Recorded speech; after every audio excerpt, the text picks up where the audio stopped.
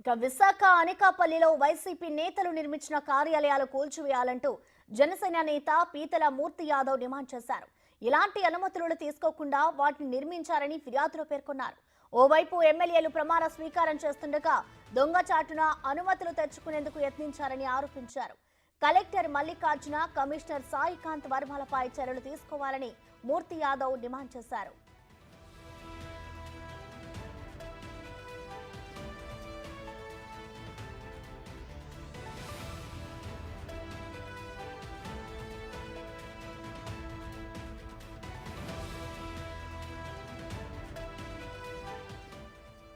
జీవీఎంసీలో పెట్టాల్సిన ప్లాన్ను కలెక్టర్ వీఎంఆర్డీఏలో పెట్టి ప్రాసెస్ చేయడం ఏమిటని ప్రశ్నించారు. అనుమతులు లేకుండా నిర్మించినా వాటిని జీవీఎంసీ కమిషనర్ సాయికాంత్ వర్మ పట్టించుకోలేదని ఫిర్యాదులో పేర్కొన్నారు.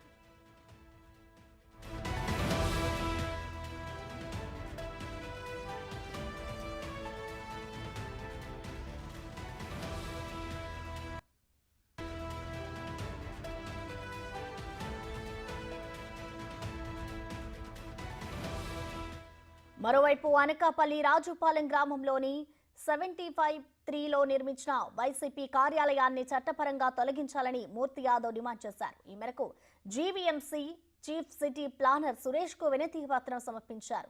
పార్టీ ఆఫీస్ కు ప్రభుత్వ నిధులతో కాంపౌండ్ వాల్ కట్టారని ఫిర్యాదులో పేర్కొన్నారు.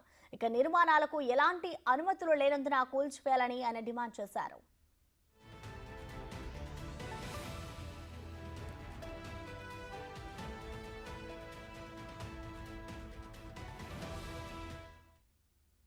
దీనిపై మరింత సమాచారాన్ని మా ప్రతినిధి రాజు లైవ్ ద్వారా అందిస్తారు. రాజు, చెప్పండి, ఇటు విశాఖ అనకాపల్లిలో వైసీపీ కార్యాలయాన్ని కూల్చివేయాలంటూ కూడా ఇటు జనసేన నేత ఆరోపిస్తున్న పరిస్థితి నెలకొంది. దీనికి సంబంధించిన డీటెయిల్స్ ఎలా ఉన్నాయి?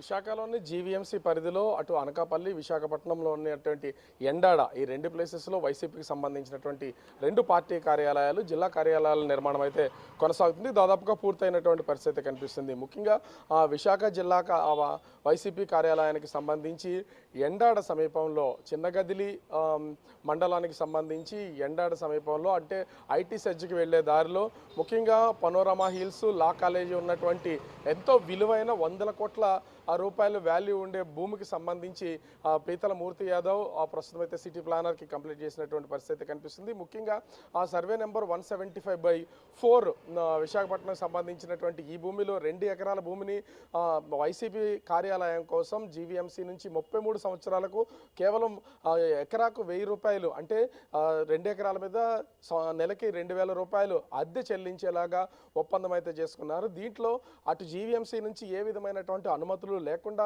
ఆ నిర్మాణాలు చేస్తున్నారని పీతల మూర్తి యాదవ్ ప్రస్తుతం అయితే ఆ సిటీ ప్లానర్కి ఫిర్యాదు చేసినటువంటి పరిస్థితి